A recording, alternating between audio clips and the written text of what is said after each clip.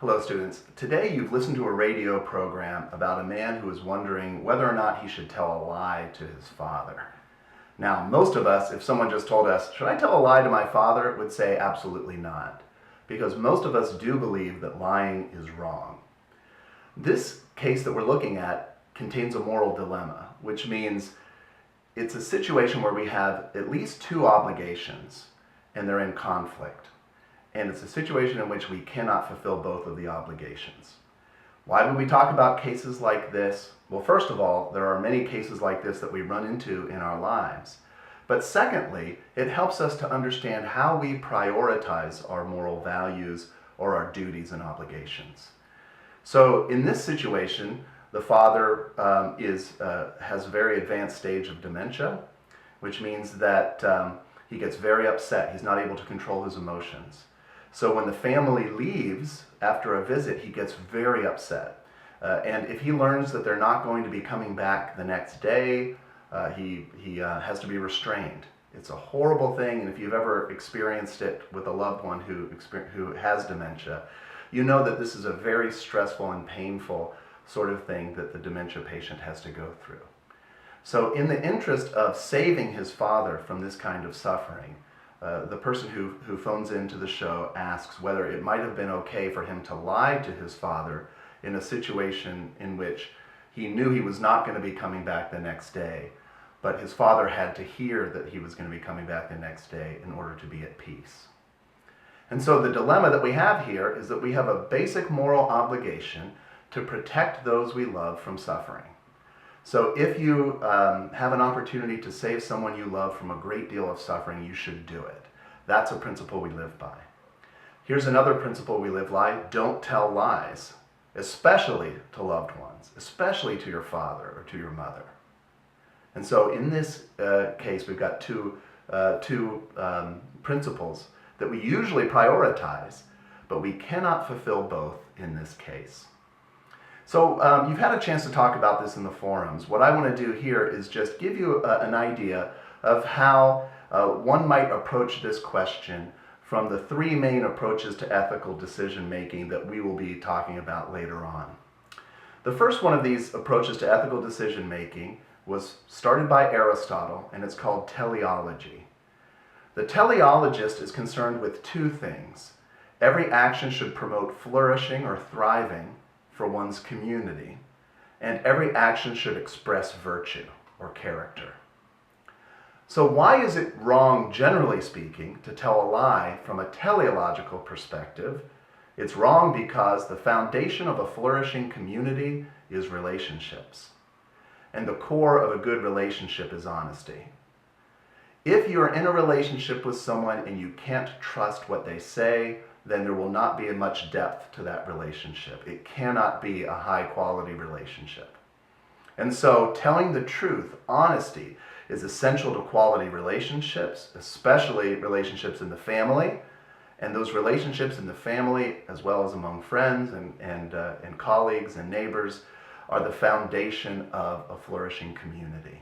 So lying, generally speaking, is wrong from a teleological perspective because it harms relationships, and relationships are a key to flourishing. The other aspect of teleology that's important here is the idea of character. Aristotle says that we always should act in accordance with virtue. Virtue is just true human excellence. A truly excellent person will be honest. That is the virtue or the character trait that is essential to a flourishing existence. Lying undermines relationships, which are the key to flourishing, and lying is a vice. It's not a virtue. And a person who lies is necessarily going to have a lot of other vices as well. Now, the second approach to ethical decision making that we'll be looking at this semester is called Deontology. It focuses on duties and rights. It's a rule-based approach to ethics. And at its base, it is about acting with consistency.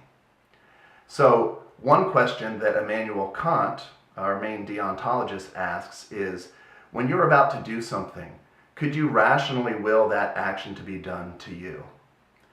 This is a test that he calls reversibility. And you might notice that this is very similar to the golden rule that is taught in Scripture and in many other sources across the globe and throughout history. This concept of reversibility, would you want to be lied to? Almost no one would, and therefore lying is wrong. The other thing that's very important from a deontological perspective is the concept of rational autonomy. What makes humans unique is that we are rational beings and we are autonomous. We have freedom. And Kant says that a rational, autonomous being has intrinsic value. So what does that mean with regards to lying? Well, if you're a rational, autonomous being, then you deserve truth. The one thing you need in order to exercise rational freedom is accurate information about the world. So what do I owe to you as a rational, autonomous being? I owe you accurate information. So the problem with lying from a deontological perspective is that I'm disrespecting your rational autonomy, and I'm doing something that I would not want to have done to me. Finally, our third main approach to ethics is utilitarianism. The utilitarian believes an action is right if it maximizes happiness in the world or for all those impacted by my decision. That makes this a very selfless ethical theory. I count as one person among many, and every time I act, I had to say, which action of mine will promote the most happiness? And by happiness, John Stuart Mill, the founder of utilitarianism, meant pleasure and an absence of pain. So why is lying generally wrong from a utilitarian perspective? It's generally wrong because it tends to lead to more unhappiness than it does to happiness. In other words, the harms that come from lying in the long term tend to undermine the benefits. So what I've done so far is just tell you why it is that lying is wrong from each of these three main perspectives. From a teleological perspective, lying generally is wrong because it undermines human flourishing by undermining relationships, and it also is a character vice, not a virtue. From a deontological perspective, lying is wrong because it's not reversible. You would not rationally will someone to lie to you, and it's disrespectful. You're undermining the rational autonomy of the person that you're lying to. And finally, from a utilitarian perspective, lying is wrong because generally speaking, it leads to more harm than good, especially if you look in the long term. In the short term, a lot of lies produce benefit. In the long term, the harms outweigh the benefits, or so the utilitarian would argue. So if you found yourself saying that it was wrong, or would be wrong, for this man to lie to his father who has dementia, you may well find that your reasoning gets back to one of these three perspectives. Whether or not you've ever studied them before, one of these three perspectives may well cast light upon why you think it was wrong, or it would be wrong, for this man to lie to his father. Now, if you thought that this lie would be acceptable, why, or how could one come up with that kind of a conclusion? Well, let's go back to teleology. The reason why lying generally is wrong is that it undermines relationships. But note that memory is absolutely essential to any good relationship. If I lie to my wife, she'll remember that. She won't trust me as much in the future. It will bring her pain. It will cause the quality of our relationship to diminish. But if she doesn't have memory, then those impacts on relationship will not occur. Now, in this case, there's a 10% chance that the dementia patient would remember your lie the next day if you didn't come. So he'll remember it, he'll feel very upset, and yet he has dementia.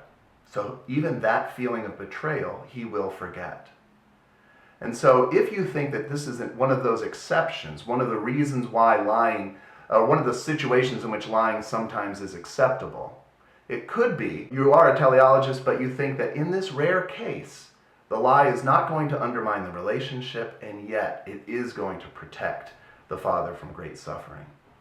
The usual reason we wouldn't lie is because of the impact on the relationship. That does not apply. All that's left is to save your father from suffering. If you take a deontological approach, we said that an action is wrong, a lying is wrong because it undermines rational autonomy. But the dementia patient has very little rational autonomy left. The reason I owe a person with rational autonomy the truth is so that they can use that information and they can They can order their internal life. They can make decisions in the external world accordingly. The dementia patient, at least one who is very advanced in their disease, does not have that opportunity. And so the most important reason not to lie from a deontological perspective, you might argue, is not present here, because the dementia patient does not have rational autonomy. Another way of putting this is, some of us, if we ask the question, would I want to be lied to if I had advanced dementia, some of us would say, yes, I would. In other words, I could rationally will my son to lie to me if I were in that circumstance, because it would save me from suffering, and it doesn't do me much good to tell me the truth. So if you feel that way, it might be why some of you argued that, that it would be acceptable for this man to lie to his father in this case. And finally, from a utilitarian perspective, we talked about the fact that in the long run, lies often bring more suffering, more pain than they're worth. But again, a lot of that suffering has to do with memory, because we remember the lie, and it harms our relationships, even as Aristotle said. And there are ramifications that come in the future as a result of the lie. But all of those are tied back to memory. This patient does not have memory, or he does not have a very well-functioning memory. So as time goes on, the negative impact of lying and perhaps having the lie found out is going to be diminished. And yet the very real benefit of saving him from a great deal of suffering is still there.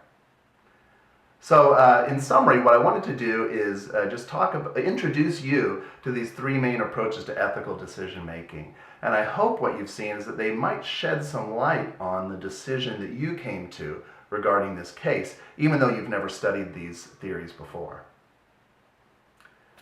So that's all I have to say for now. I look forward to talking with you again soon, and I hope you have a nice day.